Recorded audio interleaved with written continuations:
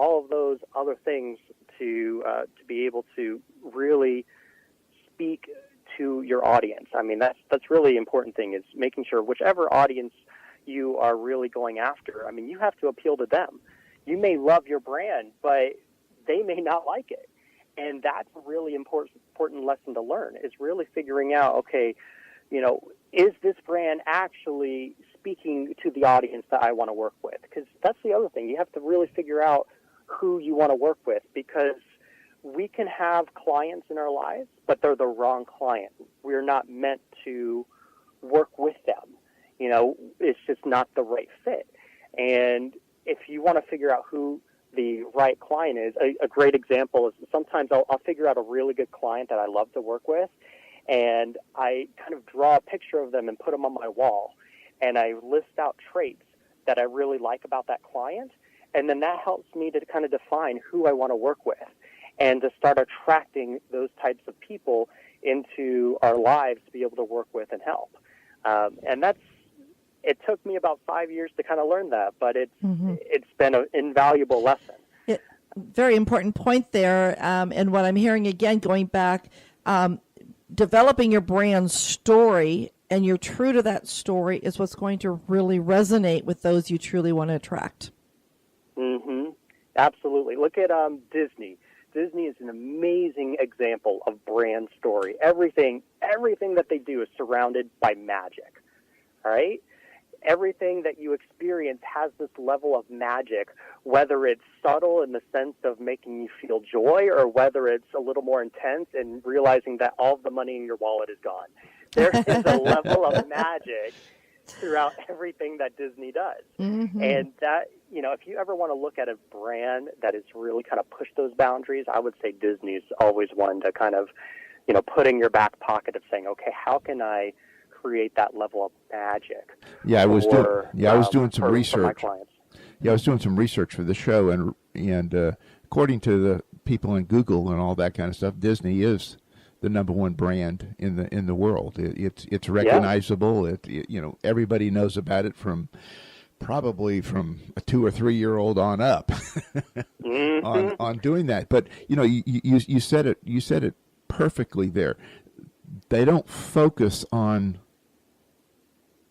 Disney. They focus on the experience that you're going to have at Disney, and that's their driving force in all of their parks.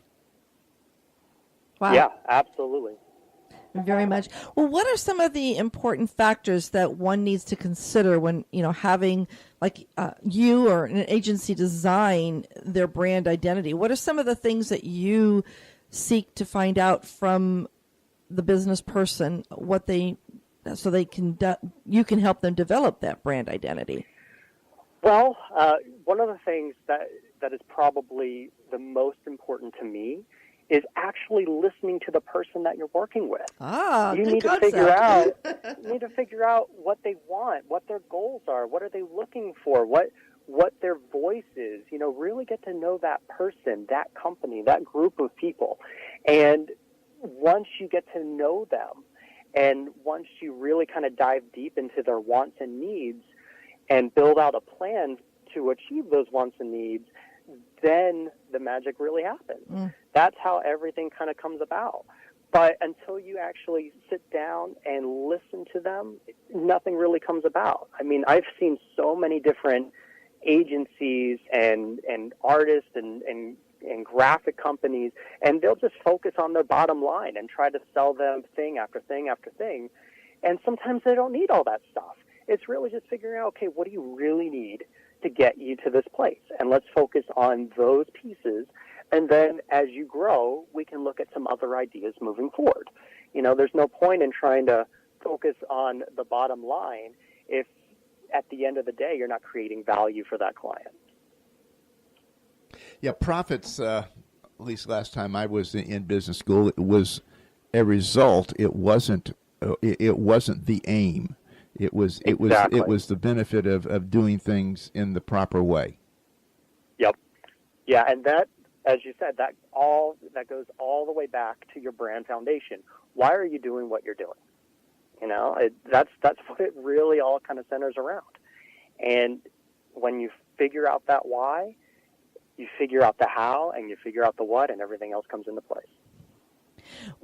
How do you address a client that comes to you that has had a brand, but they want to make some changes on that brand? Maybe they're shifting away from their passion. Maybe they've created something new and they want to take a brand and, kind of mix what they have with the new brand. What are some of your suggestions or recommendations to companies that do that? I know you're going through some shifting in your business and creating some new things. Yeah. So what approach did you take? Well, one of the things that I love to do with clients is, sometimes not everybody's ready for a full rebrand. So one of the things that I like to do is I like to do a brand audit. I like to figure out and look at every single aspect that is currently with that business that you're using, whether it's your website, your business cards, your brochures, your logo, your colors, your tagline, your typefaces. Look at every single aspect of your brand and analyze it and give you feedback based upon, okay, if this were me, this is what I would do to enhance the current brand that you have to move forward. And if you do these things, then you should have some better results in the long run. But that's what I would do personally compared to, just saying, okay, no, you need an entire rebrand. Mm-hmm. Usually we don't. We just need a little tweak, just to turn the dial a little bit to figure out, okay, let me just make that shift to be able to change one thing to improve the overall business stance. So is it difficult for someone to put a new logo? I know the logo is not the brand, but it actually is their message that they're pushing out there. Is it, if they do a complete change on that, do they need to make sure that they're getting the message with that? I will tell you, it's all, it can be risky sometimes. Mm-hmm. And I'll give you an example. Tropicana was a really good example. When Tropicana changed their identity, their box from the orange with a straw in it, and they changed it, and it almost made it look a little more generic to like a store brand. Mm-hmm. Their profits were shot. They lost tons and tons of sales, and they ended up having to revert back to where they were. So that's where I would say, sometimes it's not the logo that needs to be changed, but there's certain other tweaks that need to be changed moving forward. But yeah, there are times where it can be the logo. Sometimes the logo might be the reason that your voice is not the voice that's being heard by your audience. Mm-hmm. And we have to look at that aspect. But until we do that brand audit, it's hard to really determine that. Very good. Now, I understand that you would like to extend to our listening audience today an offer to let you help with if you want to share that with the brand audit. Yeah, absolutely. So one of the things we do, like I said before, we do a brand audit for our clients. And the idea of that is I've learned that a lot of people aren't just ready. They're not ready to kind of jump into a rebrand. So what we do is we look at your current brand and figure out what we can tweak to improve the overall life and voice of that brand. So we look at everything from the logo to the colors to your typefaces to your personality for the brand to your web space to your marketing to your brand collateral. We look at every single aspect and figure out what's working, what's not working, how can we improve, and build a plan to improve everything. Usually we sell this to our clients for about $4.97. But on the show today, if you mention the social radio show in your message to me or in your call to me, that price is $249. Oh, wow. And how that works is that if you decide that you do want to work with us, that $249 actually goes towards your deposit of being able to work with us to rebuild those pieces.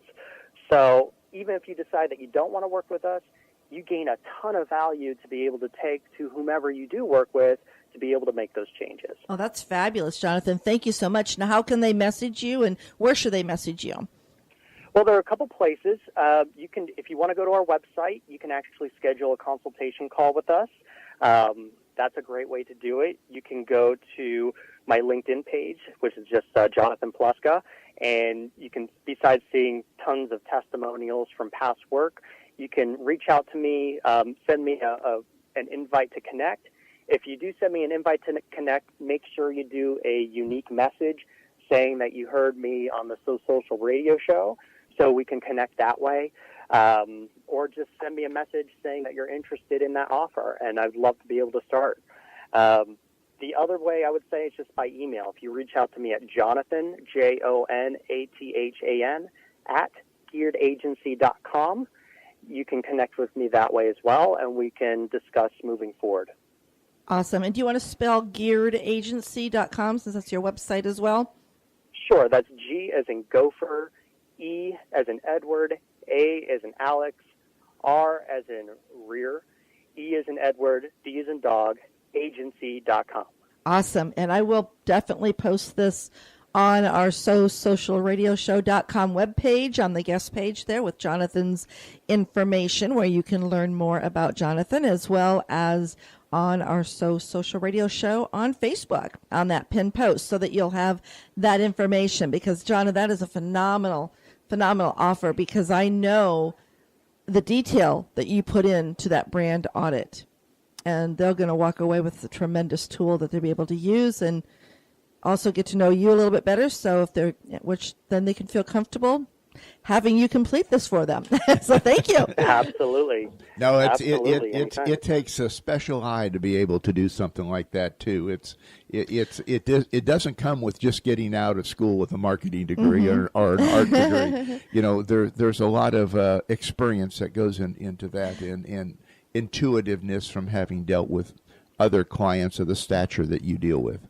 And I can let our listening audience know that I truly trust Jonathan with our clients' brand and logos and such, because I know we have referred him some business, and I actually was on his LinkedIn this week and saw one of our clients that gave a raving testimonial there, the tea lady.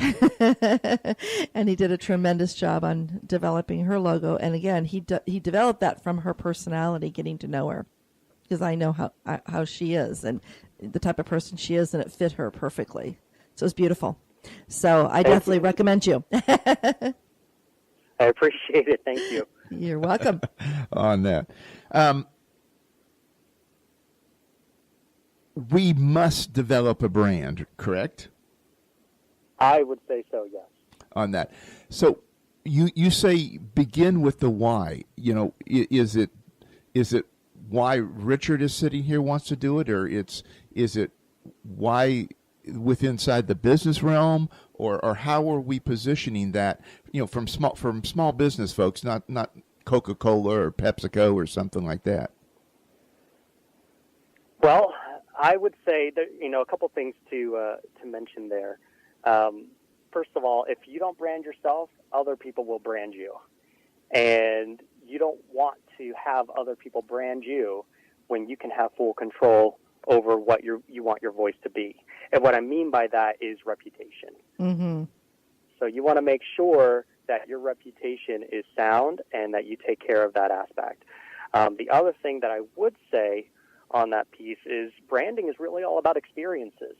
You know, what type of experiences are you having your clients, your customers have when they visit your website, when they visit your social media, when they connect with you initially? Like, what type of experience are they having? Do they realize that you're just trying to sell to them, or are you actually trying to connect with them? You know, everything that is put in place that we build for our clients is all about bringing an experience, a positive experience, a magical experience.